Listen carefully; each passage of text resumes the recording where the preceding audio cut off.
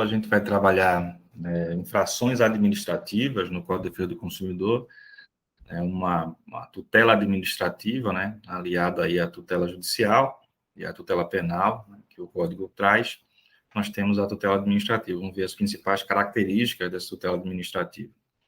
Bem, é importante frisar que a tutela administrativa envolve justamente o Sistema Nacional de Defesa do Consumidor, criado pelo CDC, no seu artigo 106, e, né, nitidamente, traz aí o principal enfoque, a administração pública e a defesa do consumidor, ou seja, a administração pública atuando, né, na defesa do consumidor, garantindo ali o princípio, o preceito constitucional, né, do Estado, agindo aí efetivamente na defesa do consumidor. E como é que o Estado faz isso?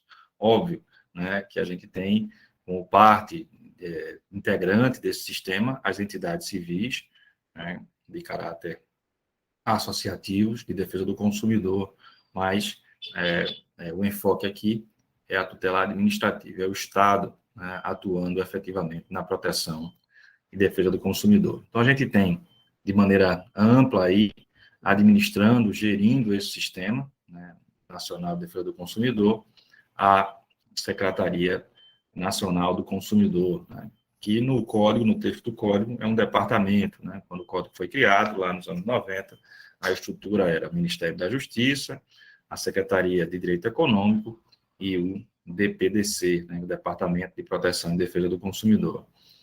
Com a mudança de governos, reestruturações que são absolutamente normais, né? Nos governos, há a modificação de estrutura. Hoje, a gente tem a Secretaria Nacional do Consumidor ligada ao Ministério da Justiça e não mais a Secretaria de Direito Econômico. Mas, Vinícius, são só esses os órgãos que trabalham? É só isso? É só a Senacom? Não. Abaixo da Senacom, nós temos justamente vários outros órgãos, né, inclusive nos âmbitos estaduais, a Senacom é, né, no âmbito federal, e nós temos outras entidades, né, autarquias, inclusive, que atuam na defesa do consumidor com sua autonomia, inclusive a novíssima, né, novíssima não mais, né, mas a nova, né, agência, que é a ANPD. Né? Então, a Agência Nacional de Proteção de Dados também atua aí na defesa, né, e proteção de dados dos consumidores, não apenas dos consumidores, de todos os cidadãos, mas essencialmente na defesa dos consumidores. E que outras entidades atuam também na defesa dos consumidores? O Banco Central do Brasil, as agências reguladoras, a exemplo da Anatel, a ANEEL, a ANS, né, a própria Anvisa, a Agência Brasileira, a Empresa Brasileira de Turismo, a Embratur, o Inmetro, né? E no âmbito dos estados nós temos também os PROCONs estaduais. Em Pernambuco nós temos a ARP, né, que é a Agência Reguladora de Pernambuco, né, que é comum nos outros estados de modo geral também. A Vigilância Sanitária Estadual, a gente tem no âmbito penal, né, no administrativo penal aí, a questão das polícias especializadas, né, Delegacia de Polícia de Defesa do Consumidor. Nos municípios, né, nós temos os PROCONs municipais, as vigilâncias sanitárias municipais. Então, nesse grande sistema nacional de defesa do consumidor, a gente tem União, estados e municípios e entidades civis desenvolvendo essa atividade de defesa do consumidor. E onde é que o Código trata, onde é que o Código traz, né, essa tutela administrativa? A tutela administrativa do consumidor, ela está prevista aí entre os artigos 55 e 60 do CDC, sob essa nomenclatura das sanções administrativas. Né? Então, o artigo 55, que inicia essa discussão, ele trata justamente da competência concorrente da União, dos Estados e do Distrito Federal para a atuação administrativa, né? Possibilitando, né, que os entes baixem normas relativas à produção, à industrialização, à distribuição e consumo de produtos e serviços. Inclusive, em Pernambuco, nós temos um Código Estadual de Defesa do Consumidor, né, que é o primeiro do Brasil nesse aspecto. Uma das principais ferramentas dos órgãos, das entidades de defesa do consumidor, é justamente o que prevê no artigo 55, em seu parágrafo 4º, em que os órgãos oficiais poderão expedir notificações aos fornecedores para que, sob pena de desobediência, prestem informações sobre questões de interesse do consumidor, resguardado o segredo industrial. Então, na prática, os órgãos de defesa do consumidor se valem desse dispositivo legal para notificar os fornecedores e exigir deles informações sobre as questões de interesse do consumidor, né, e em caso de ausência de resposta incompleta, né, podem ser abertos procedimentos contra esses fornecedores. E quais são as sanções que podem advir, né, para os fornecedores? Né? No artigo 56, ele estabelece que as infrações das normas de defesa do consumidor ficam sujeitas, aí, conforme o caso, e a gente vai ver as minúcias de cada uma das sanções aí no artigo, tanto no artigo 56, quais são elas, nos seus incisos, e também as peculiaridades de cada uma delas nos artigos seguintes, né, levando em consideração que essas sanções administrativas, elas podem se dar sem prejuízo das sanções de natureza civil, penal e das definidas em normas específicas. Então, a gente pode ter um único ato de um fornecedor repercutindo na esfera civil, por exemplo, a indenização por parte do consumidor, uma questão de natureza penal, né, ou seja, o fato ser apurado como fato tipo criminal e, ao mesmo tempo, uma indenização na área civil, além de uma norma específica, como, por exemplo, retirada daquele produto do mercado de consumo, penalidades ou sanções outras,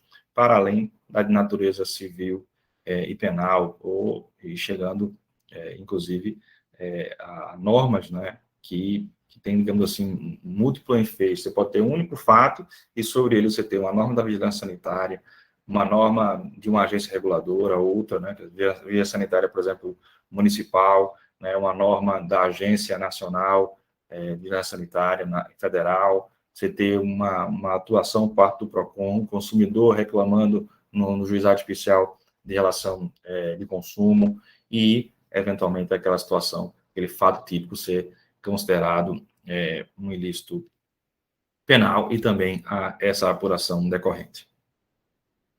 Então, quais são as sanções administrativas em espécie? Né? O Código, do artigo 56, ele tem 11 incisos, 12 incisos, que vão desde multa até a imposição de contrapropaganda. Então, a gente tem multa, aí no inciso 2, apreensão do produto, na sequência, inutilização do produto, cassação do registro do produto junto ao órgão competente, proibição de fabricação, suspensão de fornecimento de produto ou serviço, suspensão temporária da atividade da empresa, revogação da concessão ou permissão de uso, cassação da licença do estabelecimento da atividade, interdição total ou parcial do estabelecimento de obra ou de atividade, intervenção administrativa e imposição de contrapropaganda. Óbvio que cada uma dessas sanções administrativas devem ser aplicadas pelo órgão que tenha competência, né, para tanto, tá? Não são todos os órgãos que podem aplicar todas as penalidades, todas as sanções. Bem, o parágrafo único do artigo 56, ao tratar das questões das sanções, ele permite a adoção de medidas cautelares e de cumulação de sanções. O que é que isso quer dizer? Isso quer dizer que, dependendo da gravidade do fato, o órgão, né, o administrador ali, o agente público, ele pode adotar uma medida cautelar e depois instaurar um processo administrativo. O que ele não pode fazer é não adotar o processo administrativo. Então a autoridade, ela pode, no âmbito da sua atribuição, aplicar uma medida cautelar, seja ela antecedente ou incidente. Então, como eu disse, eu posso começar um processo administrativo aplicando a medida cautelar, por exemplo, a gente pensando aqui nas sanções, no inciso 2, a apreensão do produto.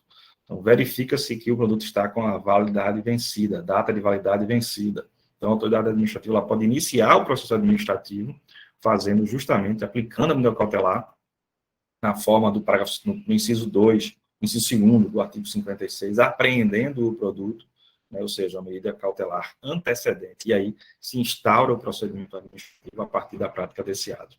E essas medidas administrativas, elas também podem ser cumuladas. O que é que isso quer dizer? Isso quer dizer que eu posso aplicar não apenas uma apreensão do produto, por exemplo, como eu posso cumular essa apreensão com a aplicação de uma multa, né, por conta dessa prática comercial desleal, né, com o fornecedor, do fornecedor para com o consumidor. Então, resumindo, o artigo 56, em seu parágrafo único, permite a adoção de medidas cautelares, sejam elas antecedentes ou incidentes ao processo administrativo, e também permitem que essas sanções sejam aplicadas de modo cumulativo. A partir do artigo 57, a gente vê a forma como uma orientação norte que o Código dá ao gestor, ao administrador público, ao agente estatal, para a adoção das sanções. Então, o artigo 57, ele trata justamente da gradação da pena de multa e do seu procedimento.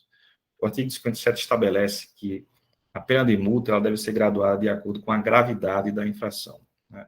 A vantagem oferida e a condição econômica do fornecedor, ou seja, um tripé. Então, gravidade da infração, vantagem oferida e condição econômica do fornecedor. E ela vai ser aplicada mediante um procedimento administrativo, cujo valor deve ser revertido aí para o Fundo Federal de Direito Difuso, né, que foi criado pela Lei da Ação Civil Pública. E, se houver um fundo estadual ou municipal, deve ser direcionado para esses fundos especificamente. No caso do artigo 58, ele trata das penas de apreensão, inutilização, proibição de fabricação, suspensão, cassação de registro e revogação da concessão ou permissão de uso. E para esse tipo de procedimento, o Código estabelece que serão aplicadas pela administração, perdão, essas penas serão aplicadas pela administração mediante um procedimento administrativo assegurado a ampla defesa. Então, percebam que é uma nítida diferença em relação ao artigo anterior, artigo 57. Por quê? Porque aqui ele garante justamente a ampla defesa do procedimento. E aí ele delimita também que para a aplicação do artigo 58, só podem ser, então, apreciados, né, só podem ser aplicados essas penalidades, essas sanções, quando forem constatados vícios de quantidade ou de qualidade por inadequação ou insegurança do produto ou serviço. Ou seja, não se pode aplicar essas penalidades, né, essas sanções, perdão, em qualquer circunstância, apenas quando forem constatados vícios de quantidade ou de qualidade por inadequação ou vícios que provoquem a insegurança no produto ou no serviço. Então, resumindo, o artigo 48, o artigo 58. Então, resumindo, o artigo 58 trata das penas de apreensão, inutilização, proibição, suspensão, cassação e revogação da concessão ou permissão. Devem ser aplicados mediante processo administrativo, deve ser assegurada a ampla defesa e só são aplicáveis quando forem constatados vícios de quantidade, qualidade por inadequação ou insegurança do produto ou serviço. O artigo 59, ele trata das penas de cassação, interdição, suspensão e intervenção.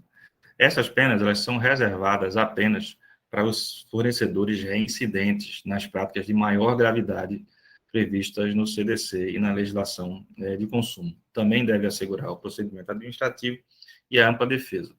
Então, não se pode aplicar uma penalidade mais grave se o fornecedor não for reincidente e se as práticas não forem de maior gravidade, ou seja, só são aplicáveis as penas de cassação, interdição e intervenção se houver reincidência e, ainda assim, em penas de maior gravidade previstas tanto no CDC quanto na legislação de consumo de um modo geral. E, para se considerar a reincidência, deve-se levar em consideração a questão que está previsto nos parágrafos do artigo 59, em especial o parágrafo 3º, que diz que, pendendo a ação judicial na qual se a imposição de penalidade administrativa, não haverá reincidência até um trânsito julgado da sentença. Ou seja, se houver discussão judicial, a reincidência não vai ser assim considerada. Tá? Outra questão também que é importante frisar, é que o parágrafo 1º e o parágrafo 2º tratam da questão da pena de cassação e da pena de intervenção. O parágrafo 1º diz que a pena de cassação da concessão será aplicada à concessionária de serviço público quando violar a obrigação legal ou contratual, ou seja, a norma aí bem restrita, bem específica, né? E a pena de intervenção administrativa será aplicada sempre que as circunstâncias de fato desaconselharem a cassação, a intervenção, a suspensão. Ou seja, a intervenção é o último caso, né? Se não for possível cassar a licença, se não for possível a interdição, ou se não for possível a suspensão, então deve ser analisado o contexto para que seja realizada a intervenção administrativa, né, naquele fornecedor. Por fim, o artigo 60, ele trata da imposição de contrapropaganda, né? Então, ou seja, quando for caracterizada uma publicidade lá enganosa ou abusiva, ou desleal, com base no artigo 36 e 37 do CDC, caracterizado essa publicidade ilícita, então haverá então a imposição de contrapropaganda que será imposta justamente nesses termos, né? Há uma impropriedade, inclusive, no artigo 60, né, que ele menciona o artigo 36 e seus parágrafos. 36 não tem parágrafos, quem tem parágrafos é o artigo 37, então, unidade grafal 36, leia 37.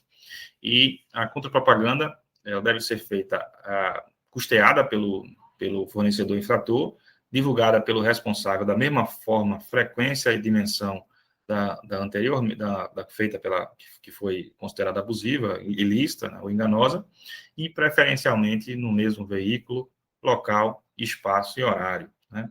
E o objetivo justamente é desfazer o malefício da publicidade enganosa ou abusiva. Bem, era isso que eu tinha para conversar nessa aula.